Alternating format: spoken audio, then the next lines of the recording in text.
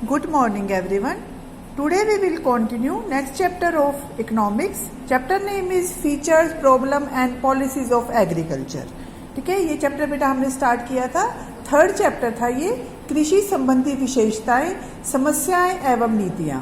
तो हमने कृषि की विशेषताएं कर ली थी, समस्याएं कर ली थी।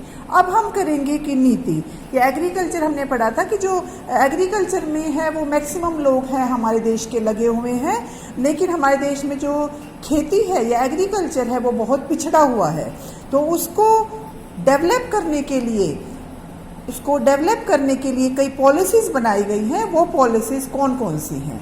इसके लिए 3 पॉलिसीज बनाई गई है। Increase in area under cultivation, कृषि क्षेत्र में वृद्धि करना, जहां पर हम कृषि करते हैं उस एरिया में वृद्धि करना।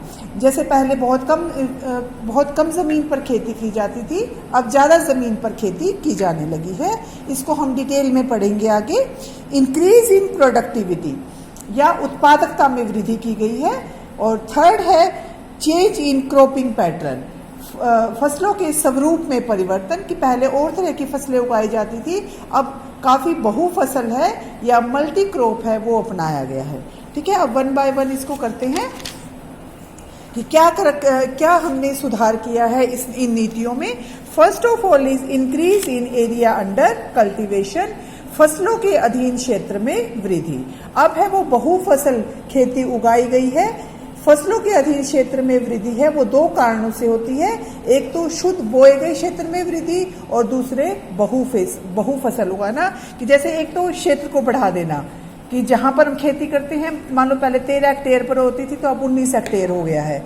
ठीक है, और जो सेकंड है वो क्या है, बहु फसल, कि एक फसल कटते ही उसको खाली ना छोड़ा जाए जमीन को, उसके बाद दूसरी फसल है वो लगातार उगाती रहनी चाहिए हमें। इसको हम क्या कहते हैं, मल्टीपल क्रॉपिंग या बहुफसली।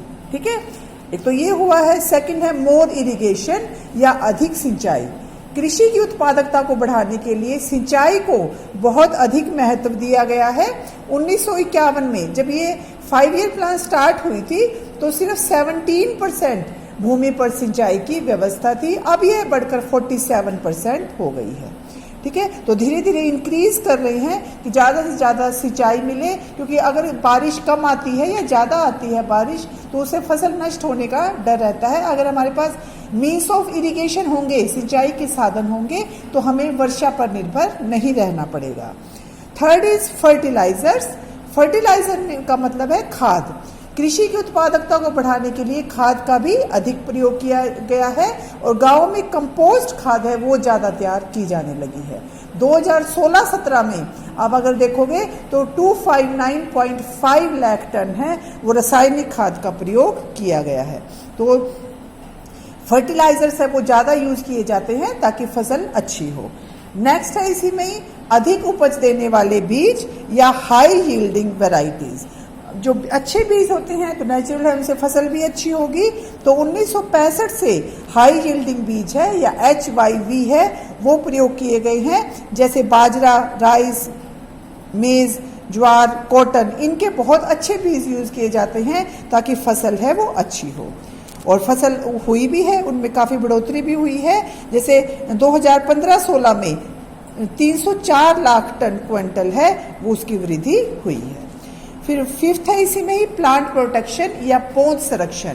देखो बेटा, जब हम फसल उगाते हैं, पौधा तैयार हो जाता है तो कई बार उस पर कीड़े लगने का डर रहता है। अगर उस पर कीड़ा लग जाता है तो उससे पूरी फसल नष्ट हो जाती है। तो पौधों को कीड़े मकोड़ों से बचाने के लिए काफी प्रयत्न किए गए हैं। इसके लिए 14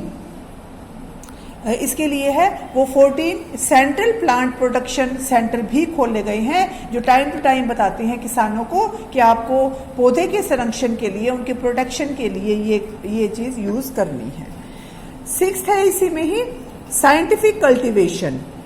ठीक है, साइंटिफिक कल्टीवेशन का मतलब है वैज्ञानिक ढंग से कृषि, तो इसमें इसके लिए भी बहुत सारे केंद्र बने हैं, जैसे हरियाणा कृषि विश्वविद्यालय हिसार में है, पंजाब में है, लुधियाना में है, हिमाचल प्रदेश में है। ये यूनिवर्सिटीज़ क्या करती हैं, ये यूनिवर्सिटीज़ ये बताती हैं किसानों को कि आपको फसल कैसे उगानी है, कौन से बीज यूज़ करने हैं, खाद कब डालनी है, कितनी डालनी है, ठीक है। इन सब के बारे में ये यूनिवर्सिटीज़ हैं वो किसानों को बताती है ताकि फसल है वो अच्छी हो सके, ठीक है।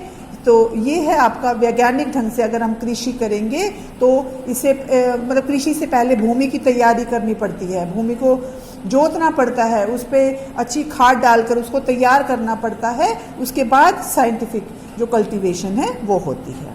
उसके बाद है मैकेनिज्म या मैकेनाइजेशन, इसको हिंदी में हम कहेंगे यंत्रीकरण, ठीक है।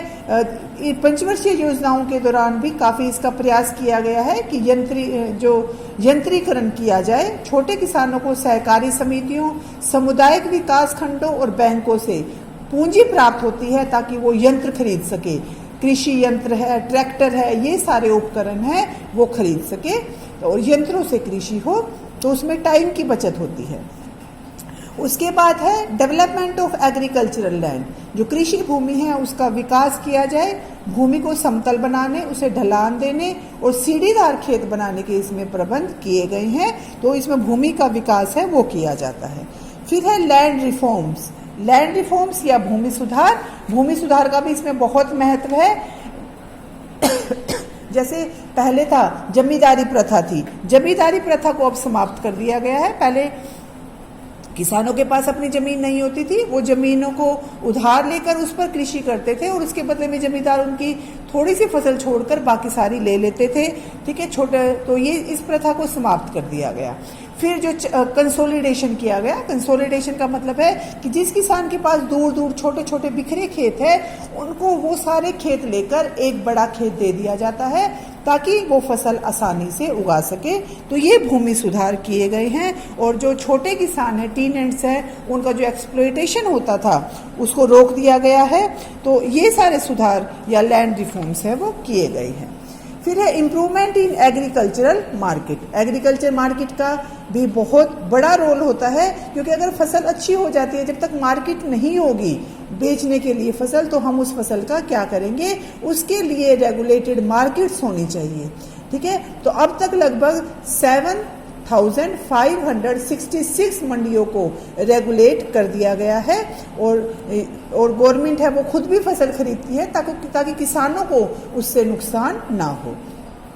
और जगह जगह पर मंडियां भी बनाई गई हैं जहां किसान आसानी से अपनी फसलों को बेच सकते हैं। 11th है इसी में प्राइस सपोर्ट पॉलिसी या कीमत समर्थन नीति। कीमत समर्थन नीति है, ये इंपॉर्टेंट है बेटा, ये कॉन्सेप्ट ये 1 नंबर में भी आ जाता है कई बार। कीमत समर्थन नीति क्या होती है कि किसानों को उनकी फसल का उचित जो पैसा है या दाम है वो मिलना चाहिए। न्यूनतम कीमत देने का विश्वास दिलाती है गवर्नमेंट किसानों को कि आपकी जो फसल है वो इससे कम भाव में नहीं जाएगी। पहले किसानों को क्या करना पड़ता था कि अगर उनकी फसल नहीं उगती थी तो उन्हें बहुत कम दामों में बेचकर बहुत नुकसान उठाना पड़ता था। तो इसके लिए गवर्नमेंट ने क्या किया है, प्राइस सपोर्ट पॉलिसी को अपनाया है ताकि किसानों से उनकी फसल को खरीदा जा सके। और 12th है इसी में ही क्रेडिट फैसिलिटीज, कृषि के विकास के लिए किसानों को कम ब्याज पर उचित मात्रा में कर्ज दिलाने के लिए सहकारी साख समितियों का विस्तार किया गया है।